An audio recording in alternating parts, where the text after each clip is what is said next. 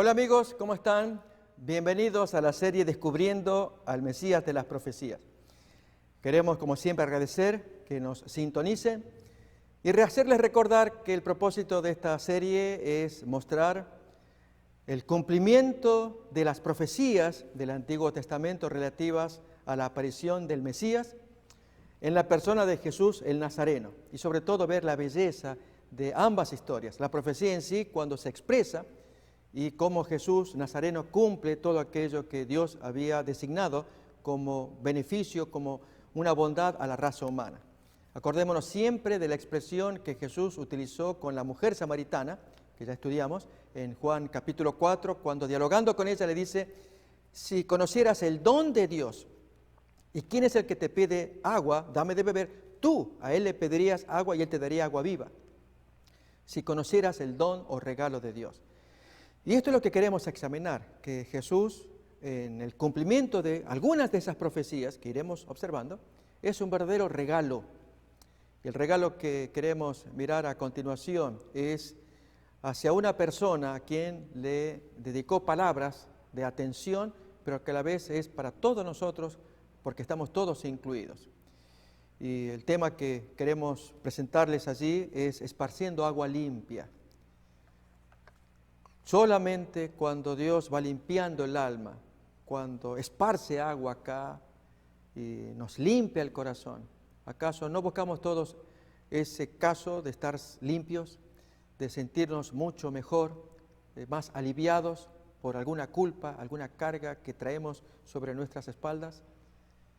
Déjenme decirlos apenas como una ilustración para ya luego meternos a las profecías y su cumplimiento. La ilustración aquella del joven que haciendo dedo en la ruta, haciendo con su mano, esperando que alguien lo levantara. Y pasaban los autos a alta velocidad. Nadie lo levantaba y él llevaba una pesada carga allí, una mochila, un fardo sobre sus hombros.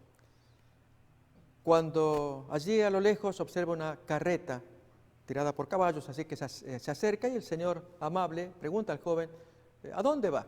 El joven le dice: voy lejos, tal pueblo. Mire, yo lo llevo hasta aquí, al pueblo más cercano, para que ahí descanse y coma. Gracias, muy amable. Y el joven, con su mochila a cuestas, con dificultad, sube al carro y entonces se pone al lado del Señor. Y el Señor comienza nuevamente a tirar las cuerdas, las riendas de los caballos, pero al conversar observa que el joven no pone su mochila atrás, no quita el fardo para tirarlo allá atrás. Y le dice el Señor: joven, tira la mochila, póngase cómodo, descanse usted. A lo que el joven responde: mire, le agradezco que usted me lleve a mí, pero no quiero darle más carga, la mochila la voy a llevar yo. Saben que a veces actuamos así para con Dios. Que Dios me lleve, me asista, yo le agradezco, pero la carga la voy a llevar yo, la tengo que solucionar yo. No es así. Si Dios nos lleva a nosotros, también lleva la carga para que descansemos. Y la mayor carga que cargamos todos nosotros es la de la culpa. Alguna cosa que habremos hecho que quizás nuestra conciencia no nos lo perdona.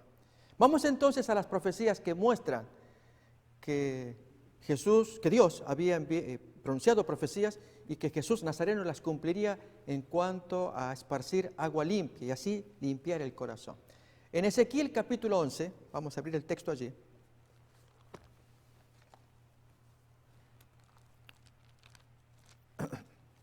Nos va a decir, en la profecía mesiánica solemos usar esa expresión también cuando se refiere al Mesías. Desde el versículo 16, Ezequiel 11, 16 en adelante, leemos así.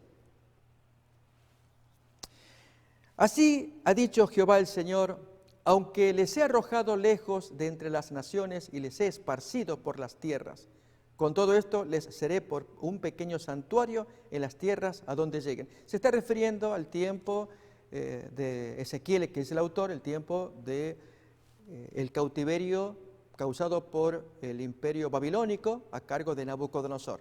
Este fue un feroz rey que castigó muy duramente a Jerusalén y por lo cual Dios permitió que a través de este duro rey mucha gente del pueblo de Dios fuera transportada. Y como dice aquí, ese era el castigo de Dios de haber sido sacado de sus tierras. Pero sigue todavía la lectura, versículo 17. Di por tanto, así ha dicho Jehová el Señor, yo os recogeré de los pueblos y os congregaré de las tierras en las cuales estáis esparcidos, y os daré la tierra de Israel. Y volverán allá y quitarán de ella todas sus idolatrías y todas sus abominaciones. Miremos la promesa con la repatriación, lo que dice a continuación. Y les daré un corazón y un espíritu nuevo pondré dentro de ellos. Y quitaré el corazón de piedra de en medio de su carne y les daré un corazón de carne. ¿Con qué propósito? Para que anden en mis ordenanzas y guarden mis decretos y los cumplan y me sean por pueblo y yo sea a ellos por Dios. Esta profecía está acompañada por otra en el capítulo 36, muy similar, que habla también de la repatriación y la promesa de Dios de darles a ellos ya no solamente la nueva habitación, sino un cambio de corazón. Vamos a ver entonces en Ezequiel 36, desde el versículo 19 en adelante, cómo Dios se expresa. Los esparcí por las naciones, acordémonos de Nabucodonosor y el imperio babilónico, y fueron dispersados por las tierras conforme a sus caminos y conforme a sus obras malas les juzgué, era el castigo de Dios. Y cuando llegaron a las naciones a donde fueron, profanaron mi santo nombre, diciéndose de ellos, estos son pueblo de Jehová y de la tierra de él han salido. Pero he tenido dolor al ver mi santo nombre profanado por la casa de Israel, aún entre las naciones a donde fueron. Por tanto, di a la casa de Israel, y esta es la promesa que Dios hace, muy bonita, de renovar todo, pero lo va a hacer mediante el Mesías. Así ha dicho Jehová el Señor, no lo hago por vosotros, oh casa de Israel, sino por causa de mi santo nombre, el cual profanasteis vosotros entre las naciones a donde habéis llegado. Y santificaré mi grande nombre, profanado entre las naciones, el cual profanasteis vosotros en medio de ellas, y sabrán las naciones que yo soy Jehová, dice Jehová el Señor, cuando sea santificado en vosotros delante de sus ojos. Y os tomaré de las naciones, y os recogeré de todas las tierras, y os traeré a vuestro país. Recordemos la repatriación con una preciosa promesa a continuación. Esparciré sobre vosotros agua limpia. Fijémonos, este es el título de nuestro tema, esparciendo agua limpia, y seréis limpiados de todas vuestras inmundicias, y de todos vuestros ídolos os limpiaré. Aún más, os daré corazón nuevo, y pondré espíritu nuevo dentro de vosotros, y quitaré de vuestra carne el corazón de piedra, y os daré un corazón de carne. Y aún más, como resultado efectivo de esa operación, pondré dentro de vosotros mi espíritu y haré que andéis en mis estatutos, o sea, lavados, limpiados y ahora energizados por el Espíritu Santo en el corazón, ahora sí pueden obedecer conforme al agrado de Dios. Y así guardéis mis preceptos y los pongáis por obra. Esta profecía se cumple ya en los tiempos del Nuevo Testamento cuando Jesús, al tomar la Santa Cena, tema que vamos a mirar a continuación en Lucas capítulo 22, desde el versículo 15, allí al tomar la cena, reparte el pan, al tomar la copa usa una expresión, y esta expresión proviene del Antiguo Testamento que menciona que hay un nuevo pacto, y en ese pacto hay un cambio de corazón. Bien, estos son los versículos que vamos a mirar ahora, y luego la historia tierna, muy agradable, que Jesús tiene con alguien a quien le invita a que abra su corazón para que Jesús le lave, le limpie, lo haga nueva criatura y finalmente dio resultado la lección que Jesús le dio a esta persona. Así que estamos mirando diferentes textos proféticos del Antiguo Testamento que hablan de que Dios los traería en repatriación después de haber sido expulsados por sus pecados. Nos acordamos de Nabucodonosor, en tiempo de Nabucodonosor, siglo VI antes de Jesús. Este hombre los sacó de Jerusalén, de Israel, y se los llevó, y entonces ahora retornan, y la promesa es, y yo les esparciré agua limpia, les daré un corazón nuevo, quitaré los pecados, pondré el espíritu, y así van a poder obedecer como Dios quiere que el ser humano lo haga. Bien, vamos a ver entonces en esa cena de Jesús, de Lucas capítulo 22, la expresión el nuevo pacto, pero miremos desde el versículo 15 en adelante. Lucas 22, 15. Les dijo: cuánto he deseado comer con vosotros esta Pascua antes que padezca. Porque os digo que no la comeré más hasta que se cumpla en el reino de Dios. Y habiendo tomado la copa, dio gracias y dijo: tomad esto y repartidlo entre vosotros, porque os digo que no beberé más del fruto de la vid hasta que el reino de Dios venga. Y tomó el pan y dio gracias, lo partió y dijo: esto es mi cuerpo que por vosotros es dado, haced esto en memoria de mí. De manera también, después que hubo cenado, tomó la copa diciendo, y esta es la expresión: esta copa es el nuevo pacto en mi sangre que por vosotros se derrama. Nuevo pacto. ¿A qué se refiere Jesús con nuevo pacto? Vamos a ir a Jeremías 31 para ver que había habido un antiguo pacto, un antiguo acuerdo entre Dios y los israelitas. Acuerdo por el cual Dios había sido fiel al darles los 10 mandamientos en el monte Sinaí. Pero la gente no lo cumplió, no pudo hacerlo. Fue siempre desobediente, con un corazón de piedra. Entonces ahora viene el nuevo pacto y es a través de Jesús. Aquellos mandamientos que debían ser cumplidos ahora son potenciados por medio de Jesús. Porque Él va a poner su vida, pone sus hechos, pone su cuerpo. Allí entonces Dios acepta el sacrificio, la ofrenda de Jesús, y ahora es Jesús el que tiene el poder para energizar, para dar fuerza y que la persona pueda agradar a Dios. Pero la profecía decía entonces del nuevo pacto en Jeremías 31, buscamos ahí,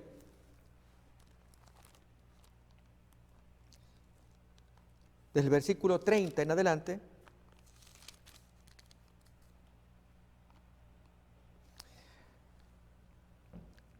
Sino que cada cual morirá por su propia maldad, los dientes de todo hombre que comiere las uvas agrias tendrán la dentera. Son las últimas palabras del contexto que muestra que lo que se decía ahora, que el hijo va a pagar los pecados del padre, Dios dice, no, ahora cada cual va a pagar lo suyo.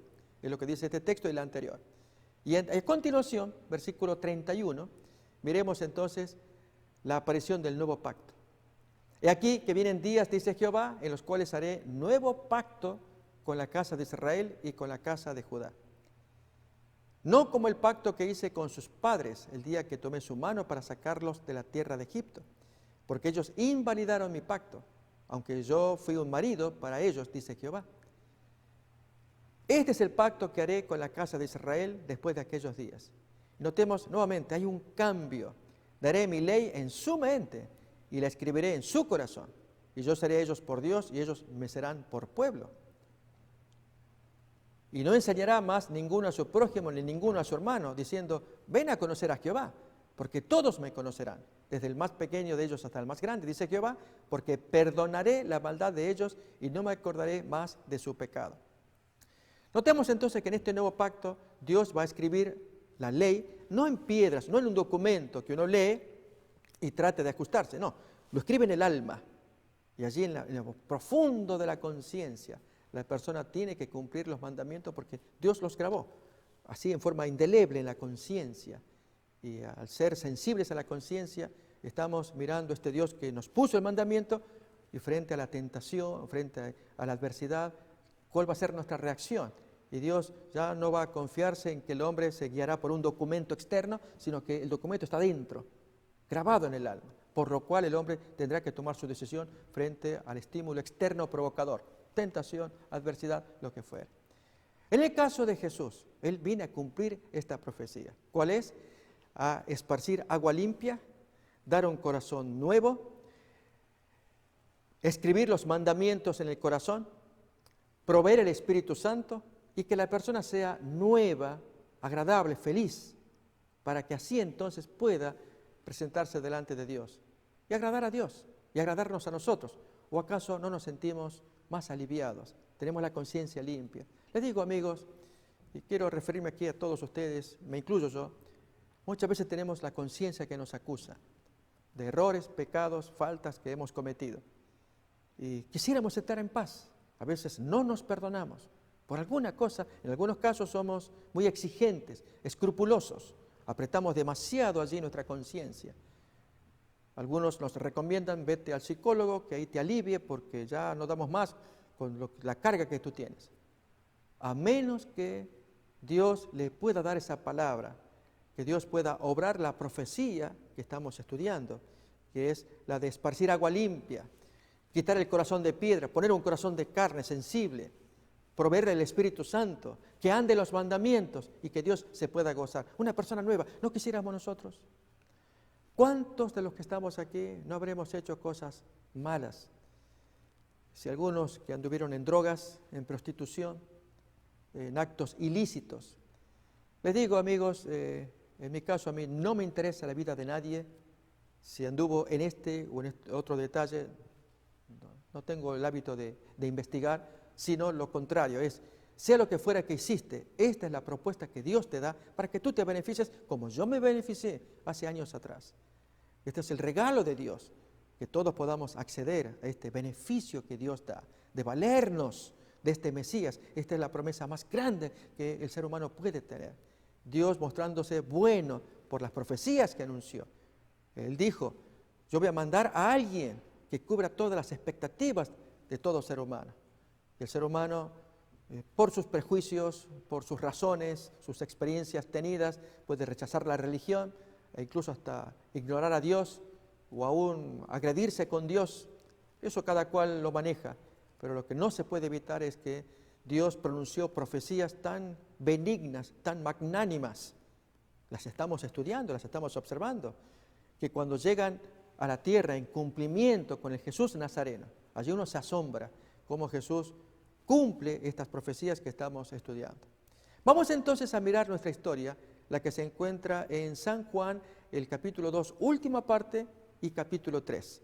Jesús esparciendo agua en el corazón.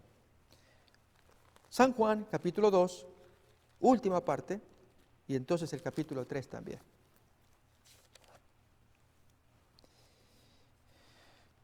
Desde el versículo 23, muy bien, tenemos el 24, el 23, ahí está, ahí estamos bien. Estando en Jerusalén, en la fiesta de la Pascua, muchos creyeron en su nombre, viendo las señales que él hacía, que Jesús hacía. Pero Jesús mismo no se fiaba de ellos, porque conocía a todos. Y no tenía necesidad de que nadie le diese testimonio del hombre, pues él sabía lo que había en el hombre.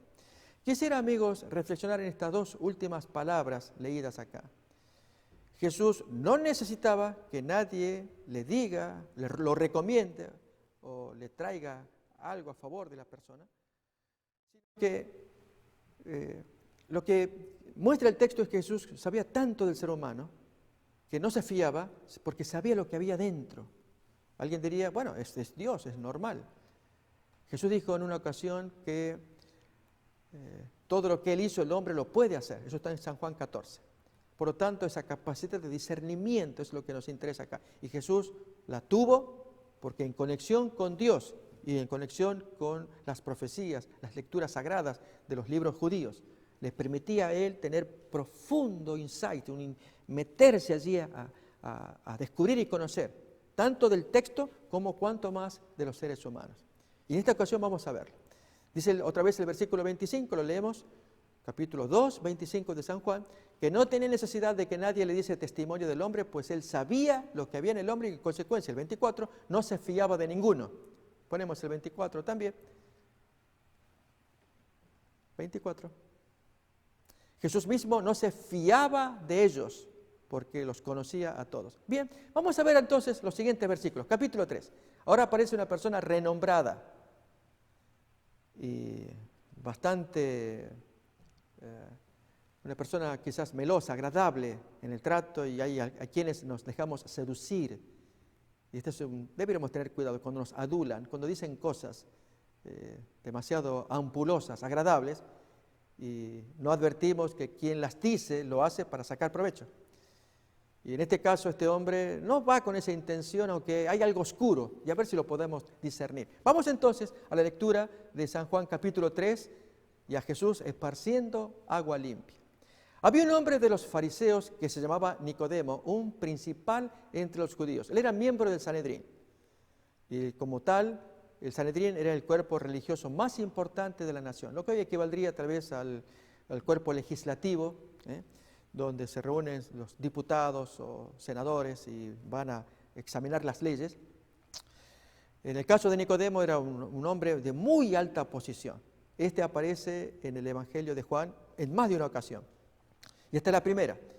Y que viene a visitar a Jesús. Pero hay un detalle por el cual Jesús, como decimos, para las antenas. Y ya hemos leído que él no se fiaba. A ver, vamos a ver cómo se aparece el Señor, en qué circunstancias y las palabras que dirige a Jesús. Este vino a Jesús de noche y le dijo: Rabí, sabemos que has venido de Dios como maestro, porque nadie puede hacer estas señales que tú haces si no está Dios con él. Amigos, ¿qué opinarían ustedes si al estar con Jesús, que es el líder de un naciente movimiento, un movimiento que se caracteriza por las conductas que tiene el líder, conductas misericordiosas de amor, sanar aquí, enseñar bondades por allá, y los compañeros que acompañan, los llamados discípulos? ¿Cómo se sentirían ustedes o yo si fuéramos discípulos ante la llegada nocturna de este, vamos a llamarle senador, o de este juez, de esta persona muy importante en la sociedad judía y que viene de noche allí para visitar y tener un encuentro con el Nazareno y decir palabras, quizás si estuviéramos cerca las podríamos escuchar también? Sabemos que has venido de Dios porque nadie puede hacer estas señales que tú haces si no está Dios. Yo reconozco que Dios está contigo y yo estoy asombrado. De hecho, Nicodemo trabó en varias ocasiones a sus compañeros cuando intentaban tramar mal comportamiento con Jesús. Vamos a ver esto en el Evangelio de Juan también, pero el capítulo 7, para descubrir que era una persona noble, agradable.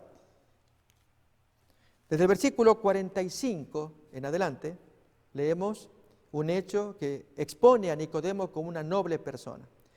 Los alguaciles, algo así como los policías o cuidadores del templo, vinieron a los principales sacerdotes y a los fariseos y estos les dijeron: ¿por qué no le habéis traído? Los fariseos, el Sanedrín, ya les había encargado que se apoderaran de ese hombre que en el templo así abiertamente le enseñaba. ¿Por qué no los trajeron? Ustedes no lo trajeron. 46 nos va a decir: jamás hombre alguno ha hablado como este hombre. Ustedes nos piden traerlo. Quedamos impactados con los discursos y enseñanzas de este Señor. Entonces los fariseos responden: ¿también vosotros habéis sido engañados? ¿Acaso ha creído en él alguno de los gobernantes o de los fariseos? Nadie ha creído. Pero miren el comentario despectivo que hacen estos fariseos del Sanedrín. Pero esta gente que no sabe la ley, que no sabe de Biblia, es maldita, ignorantes, fácilmente seducibles, personas que pueden ser arrastradas por sabios e engañadores que se confabulan con supuestos milagros, trucos para tener a la gente engañada. Ese es el concepto que tienen estos líderes de la nación, a lo cual interviene Nicodemo. Miremos, muy bonita la aportación de este hombre que había visitado a Jesús de noche. Les dice Nicodemo, el que vino a él de noche, el cual era uno de ellos, de los altos dirigentes: ¿juzga acaso nuestra ley a un hombre si primero no le oye y sabe lo que ha hecho? Pues la ley judía, allí en el libro de Deuteronomio, menciona que no se podía condenar a alguien sin haberle escuchado e incluso que hubiera testigos allí para poder exponer el caso. Y Caifás, el líder en ese momento del Sanedrín, él ya estaba dando la sentencia contra Jesús, pasando por alto, violando aquel precepto de Deuteronomio que exigía que se hiciera un juicio justo, que la persona tuviera la capacidad de expresarse y luego entonces si cabía la condenación. Y miremos la respuesta que le dan a Nicodemo, que muestra a su vez ignorancia. Ahí tenemos ya la profecía o la cita de Deuteronomio: no se tomará en cuenta a un solo testigo contra ninguno en cualquier delito ni en cualquier pecado en relación con cualquier ofensa. Solo por el testimonio de 2 o 3 testigos se mantendrá la acusación. Por lo tanto, había que tener testigos para poder condenar al Jesús. Y entonces, traer los testigos allí probatorios. De hecho, en el final juicio que Jesús sufrió antes de la pasión, el texto nos cuenta que trajeron testigos falsos, que hasta se confundieron en el testimonio, y en lugar de aportar mayor evidencia para condenar a Jesús, fue lo contrario, se confundieron entre ellos. Bien, eso muestra entonces que la cita de Deuteronomio leída era correcta, que Dios quería que los juicios se hicieran con testigos, no porque alguien dijo, trae testigos, y entre varios que veamos, estudie la persona. Por lo tanto, había que traerla para ser examinada con testigos. Es lo que pedía Nicodemo. Pero notemos la respuesta de Caifás, creemos que es él, y la ignorancia que le acompaña. Versículo 52 ahora. Responden y le dicen, ¿eres tú también Galileo como esa gente? Gente del norte, ignorantes. Galilea se caracterizaba por ser, componer la población dedicada más al comercio y menos a la cultura, a la sabiduría, como era lo contrario en la zona sur de Judea. ¿Eres tú también Galileo? Escudriña y ve que de Galilea nunca se ha levantado profeta. Curiosamente, allí en el libro de Isaías menciona la aparición de luz en Zabulón y Neftalí, Galilea de los gentiles. Luz les resplandeció, dice la profecía, texto que ya miraremos en otra ocasión. Así que ya había una profecía que revelaba que se levantaría luz en Galilea. ¿Y qué le pasó a este hombre que dice, escudriña que de Galilea nunca se levanta profeta? Notamos que al mejor cazador se le escapa la liebre. Esto muestra no solamente ignorancia, sino perfidia, mala voluntad de parte del Sanedrín, a diferencia de Nicodemo. Nicodemo es el hombre que se caracteriza por, como decimos comúnmente, poner el palo en la rueda, de trabar esas maquinaciones de sus colegas contra Jesús. Vamos entonces a ese diálogo nocturno nuevamente en San Juan capítulo 3. Y les invito, amigos, a que detecten algo que aparece en esa circunstancia por lo cual Jesús va a ser severo. Recuérdense que habíamos leído en 2:24 de Juan que decía que no se fiaba de nadie porque él conocía al hombre. No necesitaba testimonio que le dijeran, te recomendamos este. No, él sabía. Y en este caso yo les invito a que miremos, examinemos otra vez el versículo 2 de San Juan 3 y detectemos qué se trae Simón a pesar de sus aduladoras palabras. Leamos otra vez San Juan 3:2. Este vino a Jesús de noche y le dijo, Rabí, sabemos que has venido de Dios como maestro, porque nadie puede hacer estas señales que tú haces si no está Dios con él. Eso era verdad. Dios estaba allí con Jesús y notemos la respuesta de Jesús. De cierto te digo que el que no nace de nuevo no puede ver el reino de Dios. Amigos, la pregunta ahora se mantiene en pie. ¿Por qué Jesús le devuelve a la adulación recibida? Sabemos que eres un maestro, un enviado de Dios. Dios está contigo, nadie puede obrar sino la gente que está con Dios como tú. Y Jesús se la devuelve, no diciéndole muchas gracias, sino tú tienes que nacer de nuevo. Todavía no estás preparado para el cielo, se lo va a decir más adelante. Nicodemo estaba con la cultura en aquel tiempo y necesitaba entender profundamente los textos proféticos, mesiánicos que habíamos leído hace rato, de Dios que esparce agua en el corazón, que cambia el alma, que quita el corazón de piedra y pone el corazón de carne, que es energizado por el Espíritu Santo para que cumpla el mandamiento. Nicodemo estaba en esa condición, mucho más sus compañeros perversos. Pero ¿por qué Jesús le habla de un modo casi duro? Tú tienes que nacer de nuevo. ¿Por qué, amigos? A ver, vamos a repasar el versículo 2, ahí está la clave. Antes que leamos el texto, permítame decir, ¿qué hubiéramos hecho nosotros al escuchar en una conversación nocturna la visita inesperada de este senador, juez, un hombre prominente de la nación judía, que al venir a Jesús lo apoya, el discípulo de este lado, Pedro, Juan, cualquiera, bien que entre ellos podían decirse, muchachos, aquí ya con este hombre creo que nuestro movimiento incipiente ya tiene auge, creemos que esto va a salir adelante. Porque escuchen lo que está diciendo, que viene a felicitar a Jesús, él cree en Jesús que es enviado de Dios. Y por lo tanto, qué bueno su aporte, su apoyo, que nos va a defender allí en medio de esos dirigentes políticos adversos a Jesús. ¿No sería esta tal vez la opinión que tendríamos nosotros? Lo que hablaríamos en el grupo de los amigos con Jesús. Yo les invito, amigos, que cada vez que escuchemos la Biblia, estas historias de Jesús, nos encarnemos así para apreciar la historia. Bien, Jesús no se dejó engañar, como si los discípulos, aparentemente. Jesús no, porque el versículo 2 ahí revela algo. ¿Cuál es? ¿Sabe? Juan 3:2. Nicodemo, vino a Jesús de noche. Y el resto sigue muy bonito. La pregunta que hago es, ¿por qué Nicodemo vino de noche? ¿Podríamos adivinar? Ahí estaba la clave. El hombre se avergonzaba.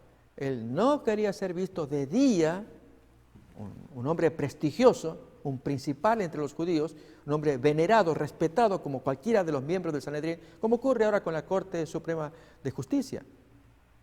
Allí las personas que son investidas de este poder y son muy honradas, incluso tienen un fuero que se les impide que sean juzgados. En algunos casos es muy grave también. Miremos que en el caso de este señor que llega acá, muy venerado, a Jesús no lo convence, porque vino de noche. ¿Por qué vino de noche? Jesús puede leer en la mente que el hombre no quería ser criticado de que un principal viniera a hablar como con un albañil. Saben, muchas veces cuidamos las maneras, las formas, las apariencias. Fijémonos en este otro caso.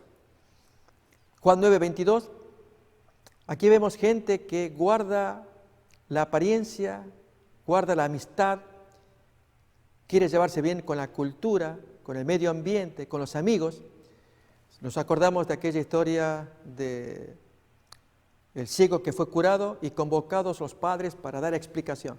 Esto dijeron sus padres, porque tenían miedo de los judíos, por cuanto los judíos ya habían acordado que si alguno confesase que Jesús era el Mesías, fuera expulsado de la sinagoga. Así que era muy delicado andar en buenas migas con Jesús. Este es el caso de Nicodemo. Nicodemo siente adentro atracción por Jesús, pero no lo puede manifestar, porque está en esa condición que acabamos de leer, de no ser expulsado del Sanedrín, de guardar buena relación con las amistades y compañeros, pero adentro en su fuero sí podía manifestarle en secreto, en la noche, ante la mirada de nadie, y poder decir, abrirse y contarle. Lo que decía era sincero, pero había algo en su corazón que necesitaba cambiar. Y ahora sí se entiende lo que dijo Jesús en el versículo 3, que repasamos otra vez. Juan 3:3, las palabras de Jesús hacia Nicodemo. De cierto te digo que el que no nace de nuevo no puede ver el reino de Dios. Nicodemo, tú no puedes andar de esta manera con un corazón dividido. Tú amas a tus amigos, guardas las apariencias, me vienes a visitar de noche, estás enamorado de la obra que yo hago y lo que dices yo te lo puedo aceptar, pero tú tienes algo en tu corazón que tienes que quitar. Y es esa dependencia, la aprobación de tus amigos. No puedes vivir dos mundos. Tus amigos que me odian, tú que me aprecias y estás en el medio y tienes que tomarte una decisión. Tú no quieres sumarte plenamente a ellos, lo hemos visto en el capítulo 7, que él es el que traba a Caifás y compañeros cuando él dijo, ¿acaso nuestra Biblia no dice que hay que juzgarlos antes de condenarlos? Y ustedes ya lo condenan. Entonces Nicodemo no quería jugarse plenamente con ellos, hasta disputaba con ellos, pero tampoco quería jugarse por Jesús, porque se debía a sus amigos. Por eso vino de noche. Por eso Jesús habló las palabras, y esas palabras, mis amigos, son las que nosotros estamos necesitando. Tenemos que nacer de nuevo. Este es el regalo más grande que Dios nos puede dar, y es el de tener un corazón nuevo, limpio, sin divisiones, corazón que está dividido aquí y allá. ¿No nos pasa a algunos de nosotros cuando actuamos y que algunos hasta nos condenan como hipócritas? No te entiendo. Tú dices una cosa, haces otra. ¿Quién te entiende? Y nos duele, porque adentro tenemos una procesión que muchos no entienden. Hay algunos que serán hipócritas, pero hablamos de las personas que son como Nicodemo, genuinas adentro, pero están divididas. Pero para ellas hay esperanza en las palabras de Jesús cuando esparce agua limpia, que limpia el corazón. Miremos cómo sigue la historia en el versículo 4. Nicodemo le dice, ¿cómo puede un hombre nacer siendo viejo? ¿Puede acaso entrar por segunda vez en el vientre de su madre y nacer? ¿Cómo es esto de nacer de nuevo? Lógicamente Jesús se refiere a otra cosa. Versículo 5.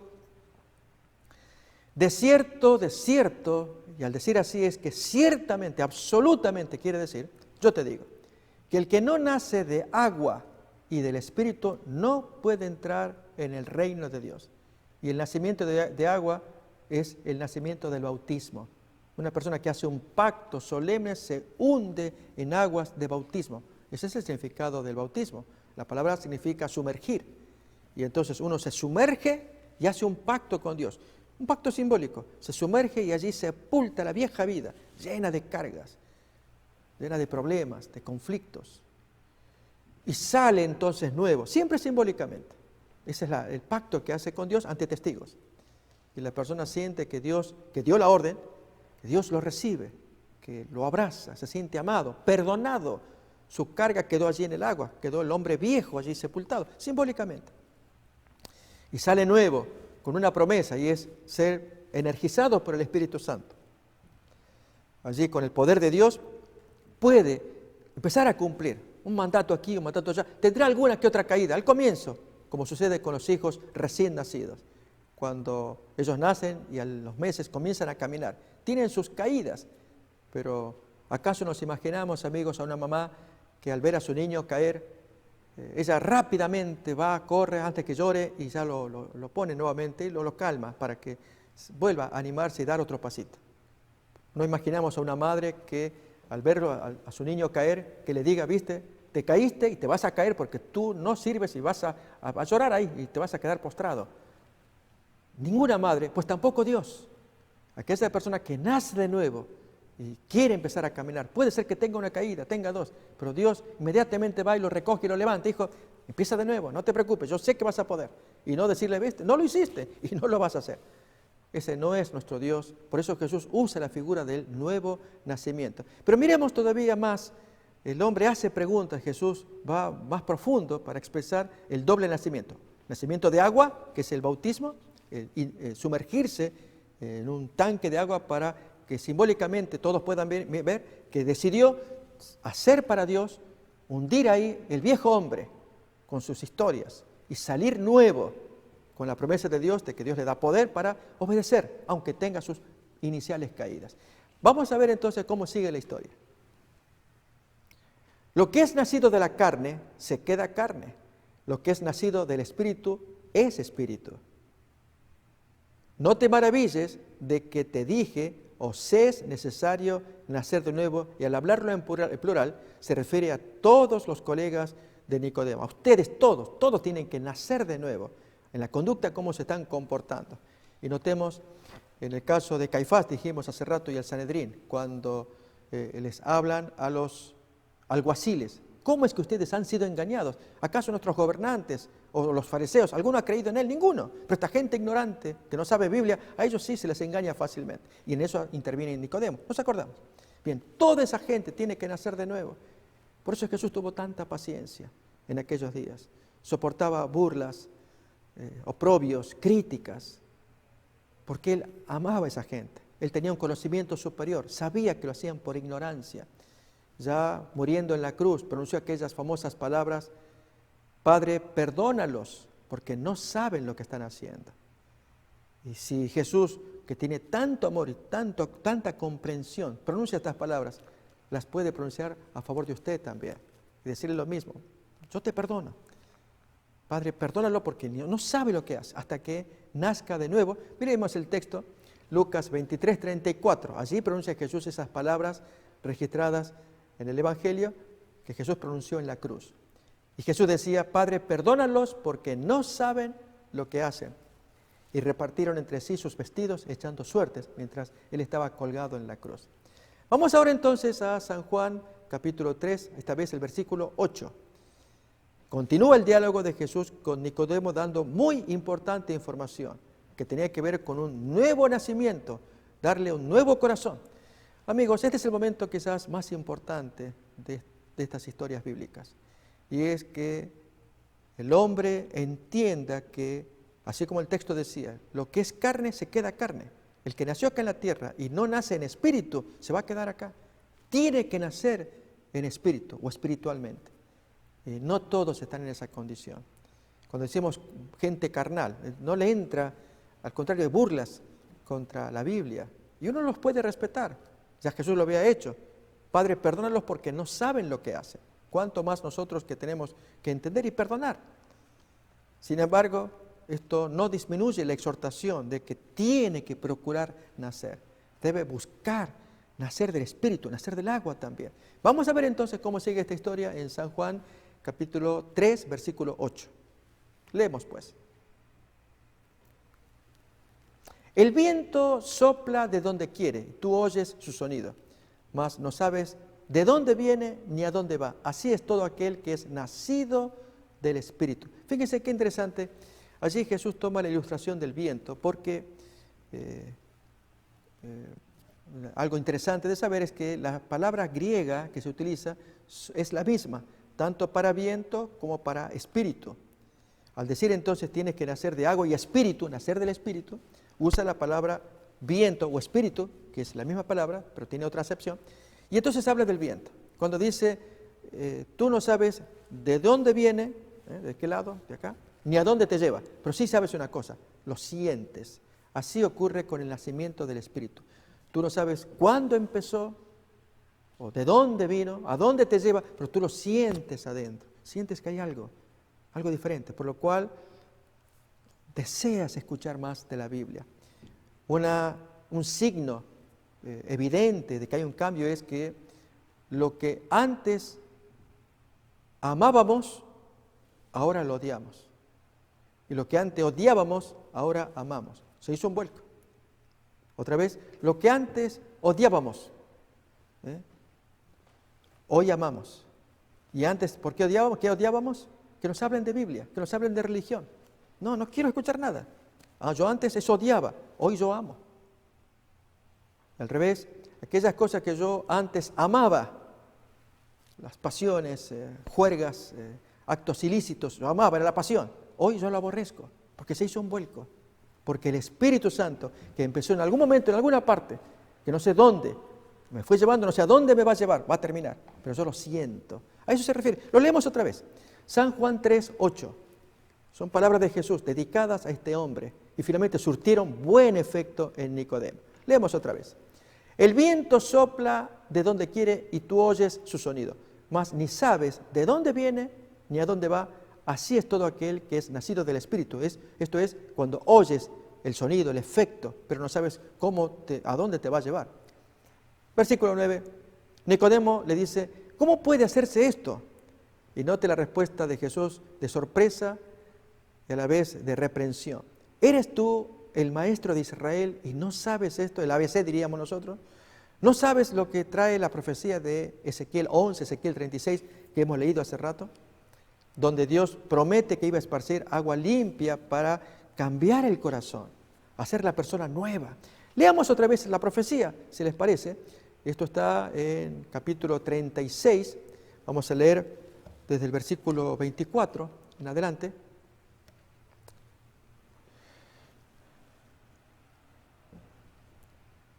Yo os tomaré de las naciones y os recogeré de todas las tierras y os traeré a vuestro país y esparciré sobre vosotros agua limpia y seréis limpiados de todas vuestras inmundicias y de todos vuestros ídolos os limpiaré. Os daré corazón nuevo, pondré un espíritu nuevo dentro de vosotros y quitaré de vuestra carne el corazón de piedra y os daré un corazón de carne.